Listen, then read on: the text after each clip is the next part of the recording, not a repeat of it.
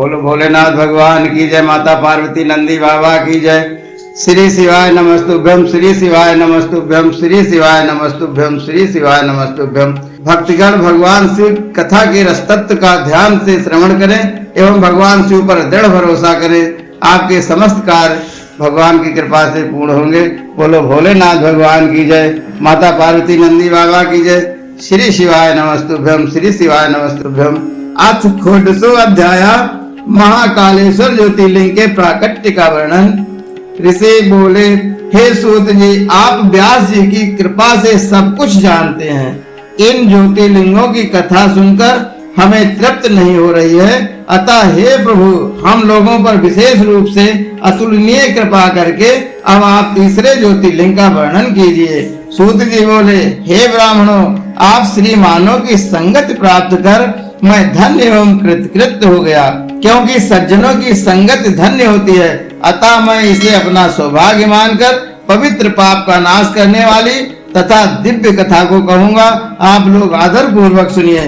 शिव जी को प्रिय परम पुण्यमयी, संसार को पवित्र करने वाली तथा समस्त प्राणियों को मुक्त देने वाली मनोहर अवंती नामक एक प्रसिद्ध नगरी है। वहाँ पर शुभ आचरण में तत्पर, वेदाध्ययन करने वाले तथा नित्य वैदिक अनुष्ठान में निरत एवं श्रेष्ठ ब्राह्मण रहते थे।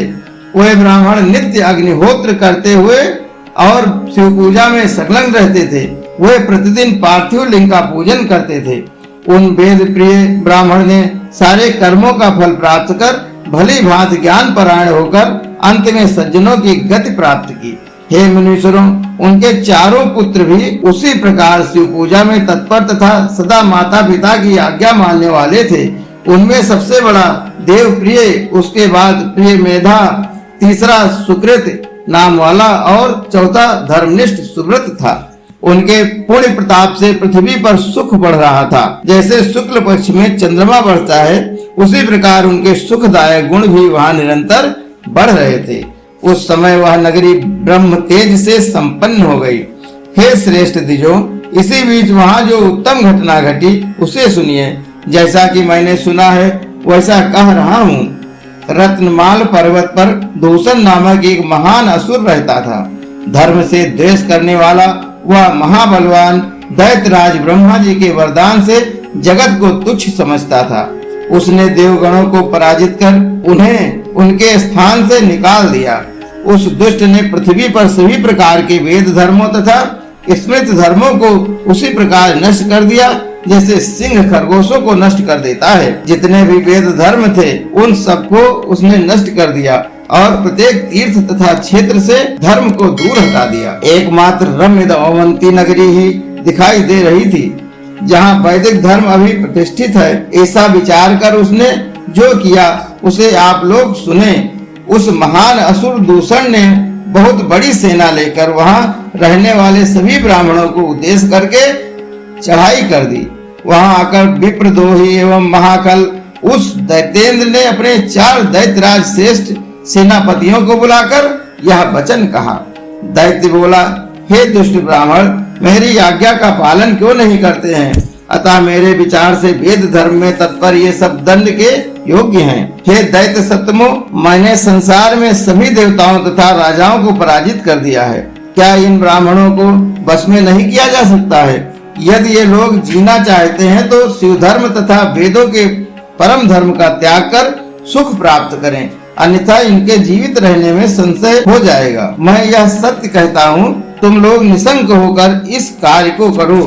बोलो भोलेनाथ भगवान की जय, माता पार्वती नंदी बाबा की जय।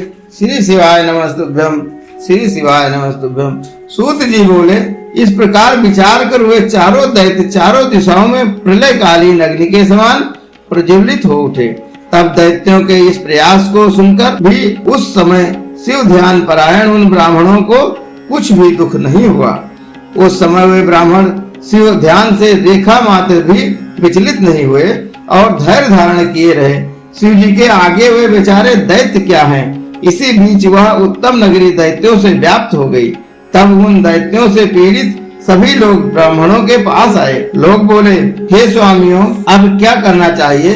वे दुष्ट आ गए हैं, उन्होंने बहुत से लोगों को मार डाला, इसलिए हम लोग आपके पास आए हैं। सूत जी बोले, उन लोगों को यह बात सुनकर शिव में सदा विश्वास करने वाले वे ब्राह्मण वेद प्रिय के पुत्र उन लोगों से कहने लगे। ब्राह्मण बोले, आप लोग सुनिए, हमारे पास दुष्टों का भय देने वाला सैन्य बल नहीं है और ना शस्त्र ही है इस जिससे हम उन्हें पराजित कर सकें। सामान्य व्यक्ति का आश्रय लेने पर भी मनुष्य का अपमान नहीं होता, फिर हम लोग भी सर्वसमर्थ शिव जी के आश्रित हैं। हमारा अपमान ये असुर किस प्रकार कर सकते हैं? अतः भगवान शिव ही असुरों के भय से हमारी रक्षा करेंगे। भक्त वत्सल सदा शिव को छोड़कर संसार में अब हमें कोई शरण देने वाला नहीं है। सूत जी बोले, इस प्रकार वे ब्राह्मण धैर्य धारण कर भली भांति पार्थिव पूजन कर शिव जी के ध्यान में तत्पर रहे। उसी समय उस बलवान दूषण दैत्य ने उन ब्राह्मणों को देखा और यह वचन कहा, इनको मारो, इनका वध कर दो। किंतु शिव के ध्यान में परायण उन वेद प्रिय के पुत्रों ने उस दैत्य के द्वारा कहा गया वचन नहीं सुना। इसके बाद जब ही उस दुष्ट आत्मा ने उन ब्राह्मणों को मारना चाहा, तभी उस पार्थिव के स्थान पर शब्द करता हुआ एक गड्ढा हो गया। उस गड्ढे से विकट रूपधारी महाकाल नाम से विख्यात दुष्टों का संहार करने वाले एवं सज्जनों को गति देने वाले शिव जी प्रकट हो गए। बोलो भोलेनाथ भगवान की जय, माता पार्वती नंदी बाबा की जय, बोलो महाकालेश्वर भगवान की जय। अरे दुष्ट, मैं महाकाल हूँ और तुम्हारे जैसे दुष्टों के लिए महाकाल रूप में प्रकट हुआ हूँ। तुम इन ब्राह्मणों के समीप से दूर भाग जाओ।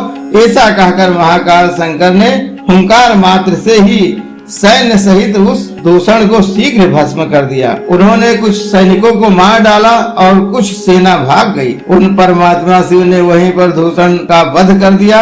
जिस प्रकार सूर्य को देखकर अंधकार पूर्ण रूप से नष्ट हो जाता है, उसी प्रकार शिव को देखकर उसकी सेना विनिष्ट हो गई। उस समय देवताओं की धुंधुमिया बजने लगी और फूलों की वर्षा होने लगी। ब्रह्मा विष्णु आदि सभी देवता वहां पर उपस्थित हो गए। ब्राह्मणों ने हाथ जोड़कर लोक कल्याण करने वाले उन भगवान शंकर को भक्ति पूर्वक प्रणाम करके अनेक प्रकार के स्तोत्रों से उनकी स्तुति की।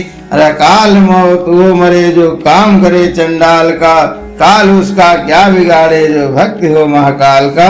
तब महाकाल रूपधारी स्वयं महेश्वर ने प्रसन्न होकर उन ब्राह्मणों को आश्वस्त करके उनसे कहा, वर मांगिए। तब यह सुनकर वे सभी ब्राह्मण हाथ जोड़कर तथा सिर झुकाकर भक्ति पूर्वक शिव जी को प्रणाम करके कहने लगे। द्विज बोले, हे महाकाल, हे महादेव, दुष्टों को दंड देने वाले, हे प्रभु, हे शंभो, हे शिव, आप हमें संसार सागर से मुक्ति दीजिए। हे शिव, हे शंभो, हे प्रभु, आप संसार की रक्षा के लिए यहीं पर निवास करें और अपने दर्शन करने वाले मनुष्यों का आप सदा उद्धार कीजिए। सूत जी बोले, उनके ऐसा कहने पर शिव जी उन्हें सदगति प्रदान कर भक्तों के रक्षार्थ उस परम सुंदर गर्त में स्थित हो गए। इस प्रकार वे ब्राह्मण मुक्त हो गए और वहां चारों दिशाओं में एक कोस परिमाण वाला स्थान लिंग रूपी शिव जी का कल्याणमय क्षेत्र हो गया। बोलो भोलेनाथ भगवान की जय, माता पार्वती नंदी बाबा की जय। श्री शिवाय नमस्तुभ्यम, श्री शिवाय नमस्तुभ्यम, श्री शिवाय नमस्तुभ्यम। तभी से महाकालेश्वर नामक शिव पृथ्वी पर प्रसिद्ध हुए हैं। हे द्विजों, उनका दर्शन करने से स्वप्न में भी कोई दुख नहीं होता है।